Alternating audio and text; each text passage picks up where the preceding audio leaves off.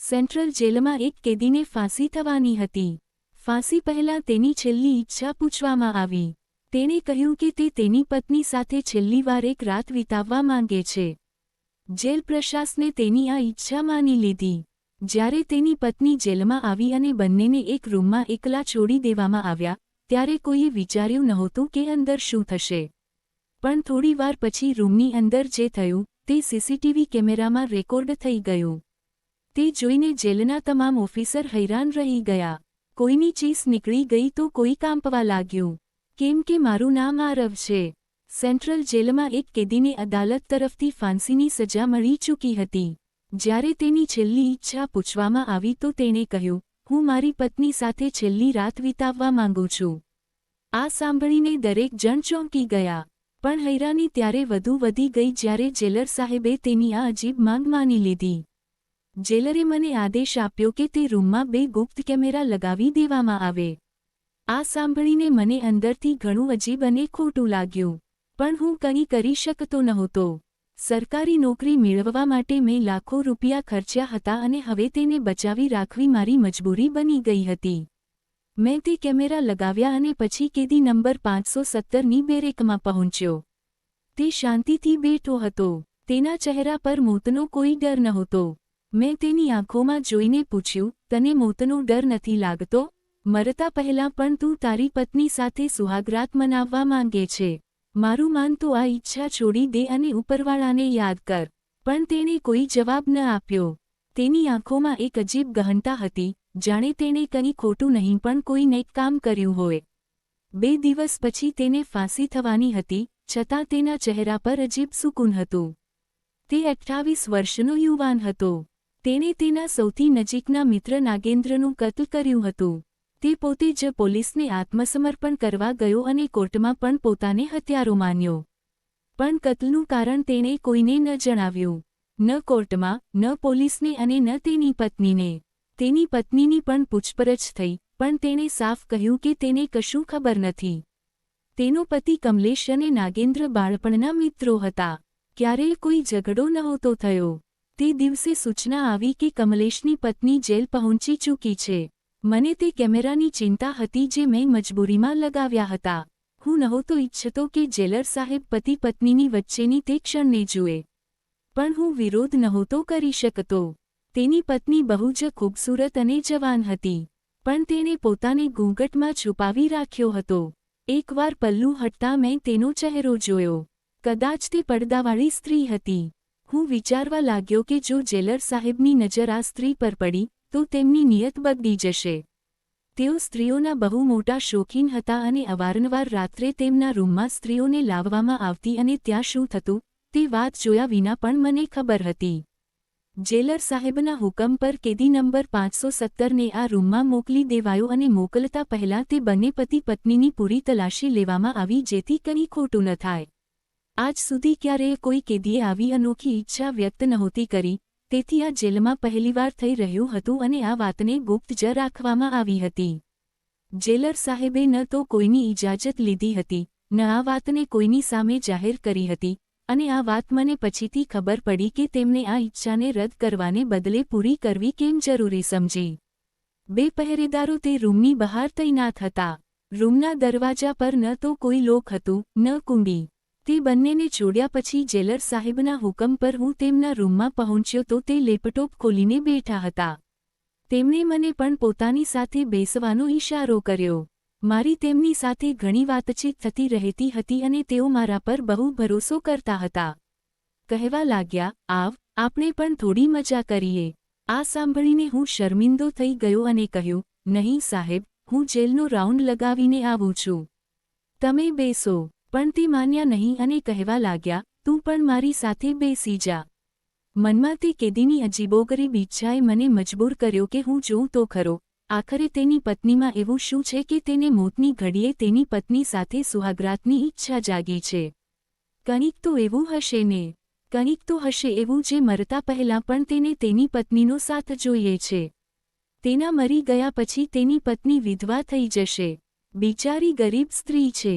અમે પણ તેના ખાવા પીવાની કંઈક વ્યવસ્થા કરી દઈશું. આ કહીને તેઓ બહુ જોરથી હસ્યા હતા. અને તેમની હસીમાં રહેલી મક્કારી અને કમીનગી મને સાફ દેખાઈ. હું જાણી ગયો હતો કે તેમની નિયતમાં કઈ ફિતરત છે જેણે તેમને આ કેમેરા લગાવવા પર મજબૂર કર્યા છે અને આ જ કારણે તેમણે આવી અનોખી ઈચ્છાને પૂરી કરી છે. તેઓ આ વિડીયોની મદદથી પછીથી તે સ્ત્રીને બ્લેકમેલ કરીને આરામથી પોતાના ગંદા મકસદ હાંસલ કરી શકતા હતા. અને આ વાત સમજાતા જ મને પોતાના પર નફરત આવવા લાગી કે મેં તેમના કહેવાથી કેમેરા કેમ લગાવ્યા. એક ઇજ્જતદાર સ્ત્રી આખી જિંદગી તેમના પગમાં રોવાની હતી. હું પોતે પરણેલો હતો, કદાચ એટલે જ દરેક વાતને બહુ વધારે મહેસૂસ કરી રહ્યો હતો. જેલર સાહેબે જબરદસ્તી મને પોતાની સાથે બેસાડ્યો. સ્ક્રીન પર તે રૂમની અંદરનો મંજર નજર આવવા લાગ્યો. બહુ હાઈ ક્વોલિટીના કેમેરા હતા. વોઇસ પણ હાજર હતો અને તે રૂમમાં થનારી દરેક વાત અમને સાફ સાફ સંભળાઈ અને દેખાઈ રહી હતી. જેલર સાહેબની નજર સ્ક્રીન પર જામી ગઈ.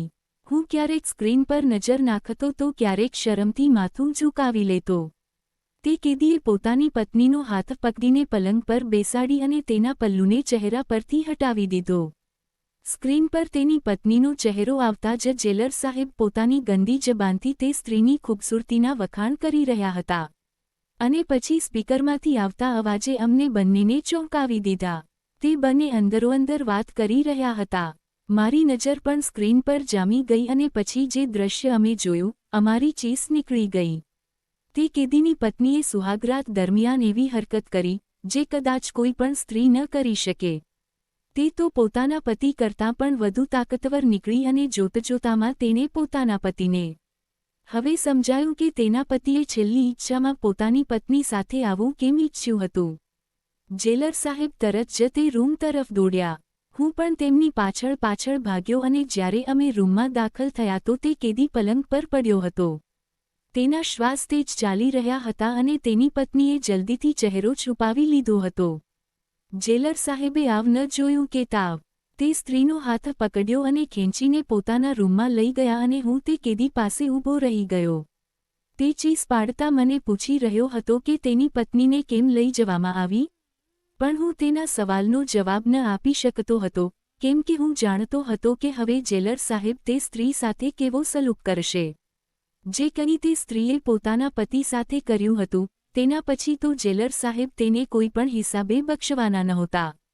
મેં તે કેદીને બેસવાનો ઈશારો કર્યો અને પોતે પણ તેની સામે બેસી ગયો. અને આ પહેલીવાર હતું જ્યારે મેં તેનો અવાજ બરાબર સાંભળ્યો હતો, નહીં તો તે ક્યારેય વાત જ નહોતો કરતો.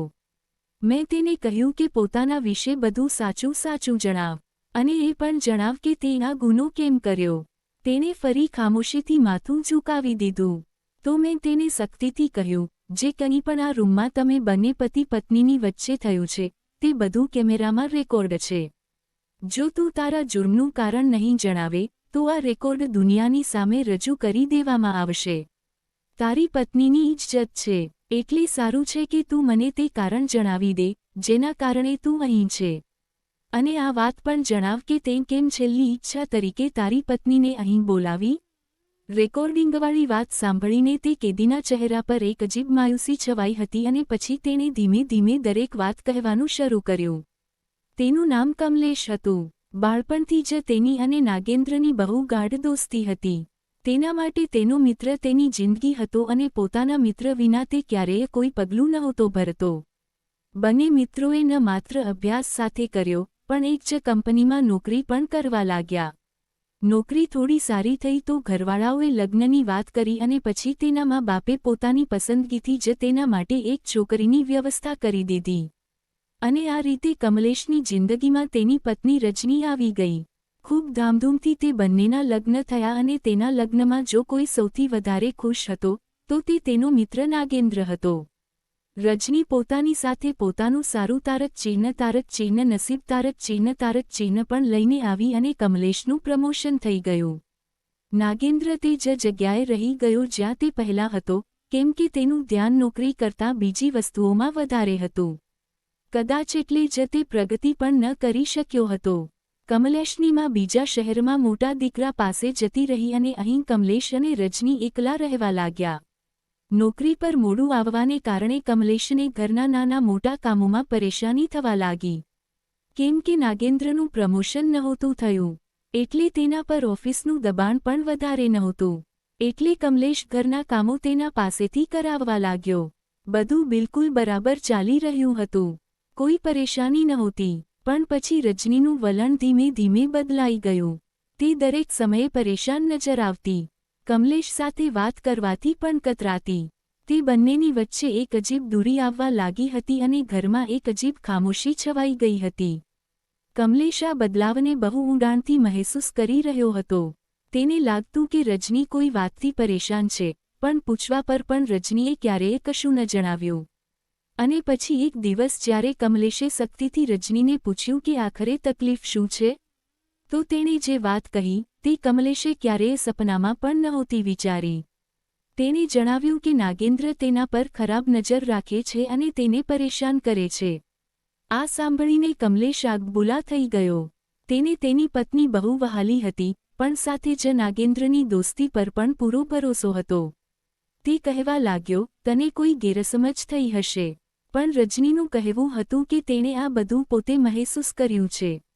કમલેશને રજનીની વાત પર યકીન નહોતો આવી રહ્યો અને પછી તેણે આવતીકાલે સવારે જ નાગેન્દ્રને પૈસા આપીને કેટલીક વસ્તુઓ લાવવા કહ્યું જે તેને ઓફિસથી પાછા ફરતી વખતે રજની પાસે પહોંચાડવાની હતી. નાગેન્દ્ર ખુશી ખુશી પૈસા લઈને નીકળી ગયો. ત્યારે કમલેશના દિલમાં આ વાત આવી કે કેમ ન તે પોતે પણ જઈને જુએ કે રજની સાચું કહી રહી છે કે નહીં. નાગેન્દ્રની પાછળ પાછળ તે ઘરે પહોંચ્યો અને તેના હોશ ઉડી ગયા. તે ડ્રોઈંગ રૂમના દરવાજા પર જ રોકાઈ ગયો. નાગેન્દ્ર અને રજની ડ્રોઈંગ રૂમમાં હતા અને વાત કરી રહ્યા હતા. તે બંનેની વાતોએ કમલેશને હચમચાવી દીધો. રજની કહી રહી હતી, બસ નાગેન્દ્ર, બહુ થઈ ગયું. હવે તારી હદમાં રહે. અને નાગેન્દ્ર જવાબ આપી રહ્યો હતો, જો તે મારી વાત ન માની તો હું જબરદસ્તી મારી હદો પાર કરી દઈશ. હવે બધું સત્ય સામે હતું. રજની જૂઠું નહોતી બોલી રહી. પણ કમલેશમાં એટલી હિંમત નહોતી કે તે પળે રૂમમાં ઘૂસીને કંઈ કહી શકે. જે મિત્ર પર તેને સૌથી વધારે વિશ્વાસ હતો, તેણે જ તેની પીઠમાં છરો ભોંક્યો હતો. તેણે ઉલટા પગલે બહારની તરફ ડગ ભર્યા. આ વાતને 2 દિવસ વીતી ચૂક્યા હતા, પણ કમલેશની અંદરની આગ શાંત નહોતી થઈ રહી. તેણે પોતાની પત્ની રજનીને તેના માયકે મોકલી દીધી અને પોતે ઓફિસથી પાછા ફરતી વખતે નાગેન્દ્રને પોતાની સાથે ઘરે લઈ આવ્યો. હવે તે નાગેન્દ્ર પાસેથી સચ્ચાઈ જાણવા માંગતો હતો કે તેણે આવું કેમ કર્યું. પણ જ્યારે આ જ વાત તેણે પોતાના મિત્રને પૂછી, તો તેના મિત્રએ જે કંઈ તેને કહ્યું, તે સાંભળીને તેને બહુ ગુસ્સો આવ્યો. તેના મિત્રએ કહ્યું, રજની પહેલાં પણ ઘણા છોકરાઓ સાથે ચક્કરમાં રહી છે. તેનું ચાલચલન ઠીક નથી. આ સાંભળીને કમલેશ ગુસ્સામાં આવી ગયો. તેણે ગુસ્સામાં પોતાના મિત્રને મારવાનું શરૂ કરી દીધું. તેણે પણ પલટીને હાથ ઉપાડ્યો તો કમલેશે ગુસ્સામાં ત્યાં રાખેલી ફ્રૂટ કાપવાની છરી ઉઠાવીને તેના પર વાર કરી દીધો. આ બધું એટલું અચાનક થયું કે છરી સીધી તેના હાથની નસ પર વાગી. અને થોડી જ વારમાં નાગેન્દ્રએ તે જ રૂમમાં દમ તોડી દીધો. અને જ્યારે કમલેશને હોશ આવ્યો, તો બધું ખતમ થઈ ચૂક્યું હતું. તેણે પોતે જ પોલીસને ફોન કરીને ખબર આપી, કેમ કે તે કોઈ મુજરીમ નહોતો. તે પોતે પણ સદમામાં હતો કે તેણે આ શું કરી દીધું. અને પછી કમલેશે પોતાનો ગુનો સ્વીકારતા પોતાને પોલીસને હવાલે કરી દીધો. 4 મહિના કેસ ચાલ્યો અને પછી તેને સજાએ મોત સંભળાવવામાં આવી. પણ હૈરાનીની વાત એ હતી કે મોતની સજા સાંભળ્યા પછી પણ તેની આંખોમાંથી એક પણ આંસુ ન નીકળ્યું. તે બિલકુલ ખામોશ હતો અને એકવાર તેને જેલમાં મળવા તેની પત્ની આવી હતી, પણ તે મુલાકાત પણ બહુ જ ઔપચારિક હતી. પછી અચાનક તે કેદીએ મરતા પહેલાં પોતાની પત્ની સાથે સુહાગરાતની ઈચ્છા જાહેર કરી દીધી. મને અને જેલર સાહેબને લાગ્યું હતું કે કદાચ તે પોતાની પત્નીથી બહુ મહોબ્બત કરે છે, એટલે મરતા પહેલાં તેને મળવા માંગે છે. પણ સ્ક્રીન પર જે દ્રશ્ય નજર આવ્યું, તે કંઈક બીજું જ બયાન કરી રહ્યું હતું. જ્યારે તેની પત્ની તેને મળવા આવી તો તેણે તેને પોતાની સામે બેસાડી અને કહેવા લાગ્યો, તારું સત્ય મને ખબર પડી ગયું છે. હું જાણી ગયો છું કે ગુનેગાર મારો મિત્ર નહીં પણ તું હતી. આ કહેતા તેણે તેની સાડીનું પલ્લું ખેંચી દીધો અને કહેવા લાગ્યો, તને તારી ઇજ્જત ઉછાળવાનો બહુ શોખ છે, તો આજે હું જ તારી ઇજ્જત લૂંટીશ. આ સાંભળતા જ તેની પત્ની બોલી, કાલે તને ફાંસી છે. જો આજે તું મારી સાથે કંઈ ખોટું કરીશ, તો પણ તને કશું હાંસલ નહીં થાય, કેમ કે હું જાણું છું કે તને મારાથી નહીં પણ મારી સાથે સુનારા તારા મિત્ર નાગેન્દ્રથી ઈર્ષ્યા હતી. સત્ય તો એ છે કે મને નાગેન્દ્ર તારા કરતાં વધારે પસંદ આવી ગયો હતો અને મેં પોતે તેને મારી તરફ બોલાવ્યો. પણ તે દરેક વખતે તારી તારક ચિહ્ન દોસ્તીનો હવાલો તારક ચિહ્ન આપીને મના કરી દેતો હતો. તે કહેતો હતો કે તારી સાથે ધોકો ન કરી શકે. તે તો તને બધું સત્ય જણાવવા માંગતો હતો. તે જાણતો હતો કે મારા ઘણા છોકરાઓ સાથે સંબંધો રહ્યા છે, એટલે મેં તારા દિલમાં તેના માટે શક ભરવાનું શરૂ કર્યું, જેથી જો તે તને કંઈ કહે પણ તો તું તેના પર યકીન ન કરે. હું ઈચ્છતી હતી કે તમ બંનેની દોસ્તીમાં તિરાડ આવે અને નાગેન્દ્રને મેળવવો મારા માટે સહેલો થઈ જાય. આ સાંભળતા જ કમલેશે તેના પર હુમલો કર્યો, પણ રજની તેનાથી પણ વધારે તાકતવર નીકળી. તેણે તેને જોરથી ધક્કો આપ્યો અને પછી પોતે તેના પર હુમલો કરી દીધો. આ બધું જ્યારે અમે બંને, એટલે કે હું અને જેલર સાહેબ, કેમેરામાં જોઈ રહ્યા હતા, તો અમારી તારક ચિહ્ન ચેસ નીકળી ગઈ. તારક ચિહ્ન અને અમે દોડતા તે રૂમમાં પહોંચ્યા. હવે મને પૂરી તારક ચિહ્ન સચ્ચાઈ તારક ચિહ્ન સાફ સમજાઈ ગઈ હતી. મેં ફરી પૂછ્યું કે જ્યારે બધું ખબર હતી તો પણ તે તારી પત્નીને અહીં કેમ બોલાવી? કમલેશ કહેવા લાગ્યો, તે વખતે તો તારક ચિહ્ન જજબાતમાં તારક ચિહ્ન આવીને મેં મિત્રનું કત્લ કરી દીધું.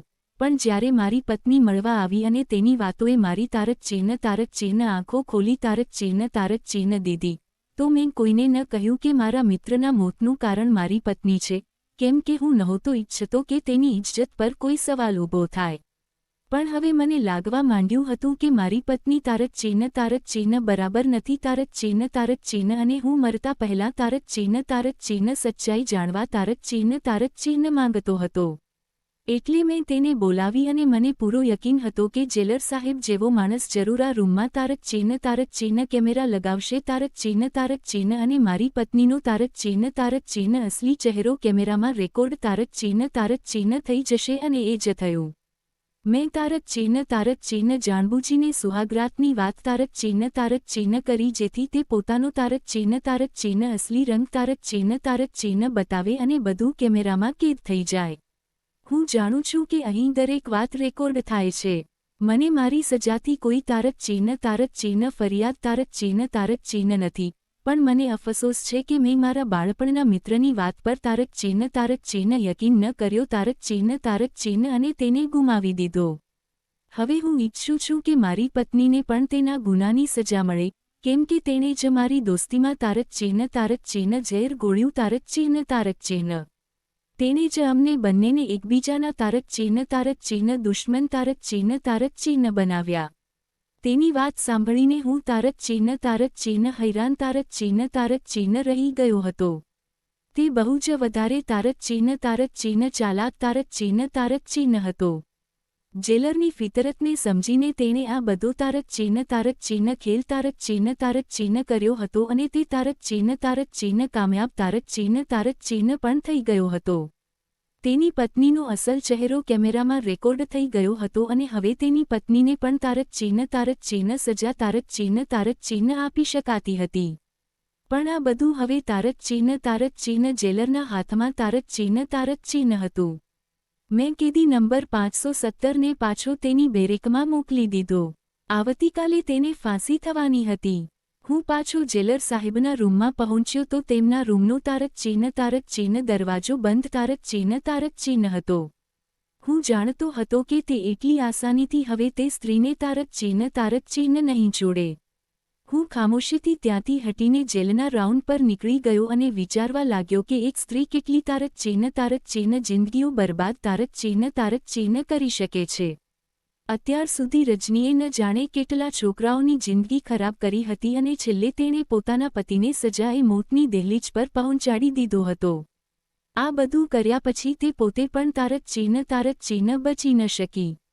ખબર નહીં હવે જેલર સાહેબ ક્યાં સુધી તેને તારક ચિહ્ન હવસનો શિકાર તારક ચિહ્ન બનાવવાના હતા. કદાચ તે પણ અહીં આવનારી તે સ્ત્રીઓની લિસ્ટમાં સામેલ થઈ ચૂકી હતી, જેની તારક ચિહ્ન ચીસો તારક ચિહ્ન આ દિવાલોમાં ગુંજતી હતી. આ જેલમાં નોકરી કરતા મેં એક વાત બહુ સારી રીતે સમજી લીધી હતી કે મોટા ભાગના ગુના તારક ચિહ્ન જજબાતમાં તારક ચિહ્ન આવીને અને તારક ચિહ્ન સચ્ચાઈ જાણ્યા વિના તારક ચિહ્ન જ કરવામાં આવે છે. એટલે હું આ વાત જરૂર કહીશ કે કોઈ પણ પગલું ભરતા પહેલા માણસે એકવાર તારક ચિહ્ન સચ્ચાઈ જરૂર જાણવી તારક ચિહ્ન જોઈએ.